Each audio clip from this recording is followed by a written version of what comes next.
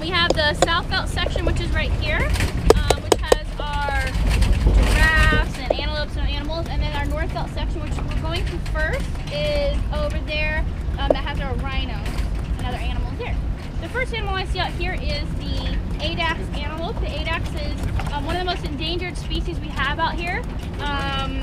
These say there's only a couple hundred out in the wild, but apparently there's some research done, and they only recently found 3 in the wild. So they could be extinct within our lifetime. We have a couple thousand in zoos, and unfortunately what poachers want from them is that beautiful white coat that they have, and they like to stand in the road, by the way.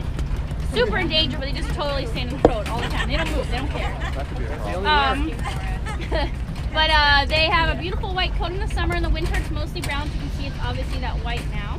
The sun reflects off the white, soaks into brown to help regulate their temperature.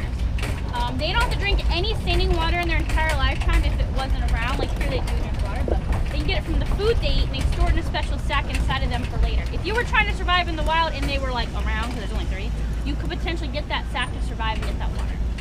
Hold on tight, we're good.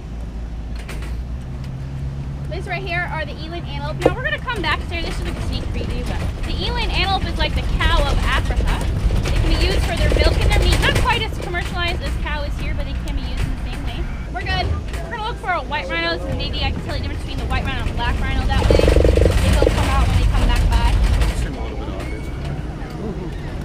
So yes, here we have the lovely, terrifying tractor thing, and the sable antelope are like going nutso. So these are sable antelope. I wouldn't walk amongst them is what I'm saying here. They're more likely to fight a lion and win than back down and run away compared to other animals. And the females are this reddish coloration with these big horns. The males are like 2 times the size, even larger horns, so it's a beastly animal. Like a black coloration. So yeah.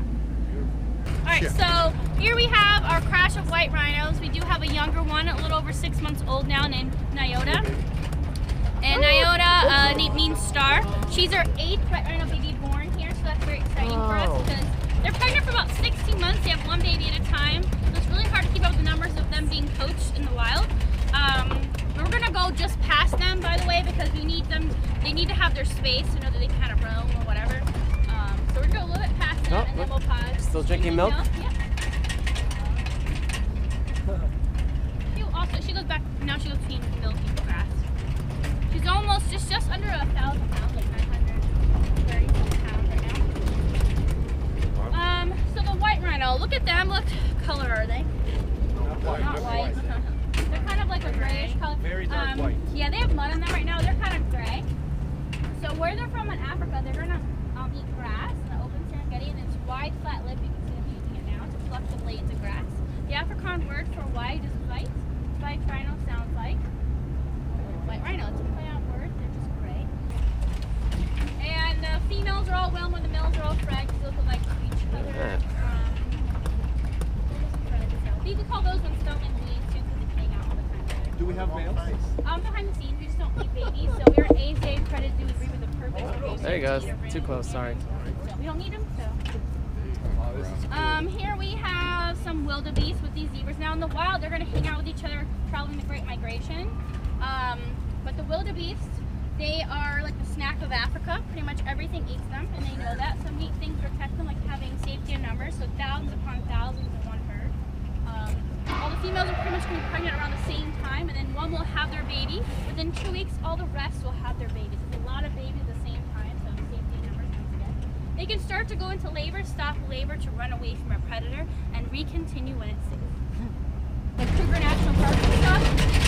Unfortunately, they're still poaching on those, and then there are guards out there that have orders to shoot without question. They're allowed to. If you're roaming out there and shouldn't be, they can shoot you without question.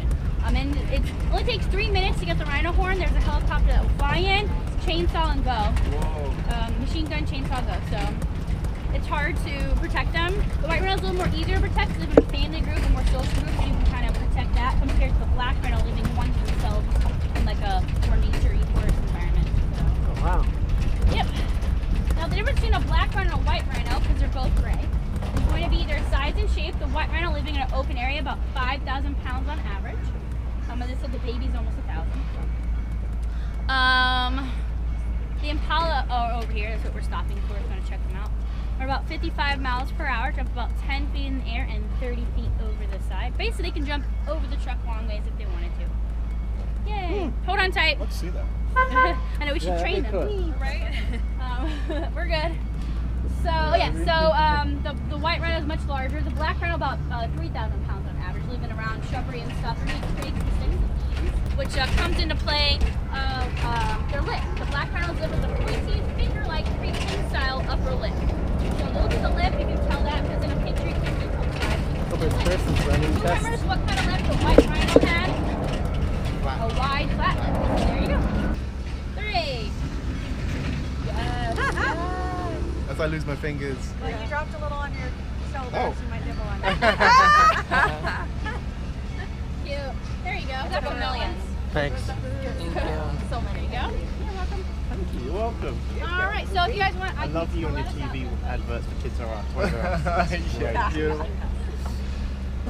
You've got some poise there, buddy.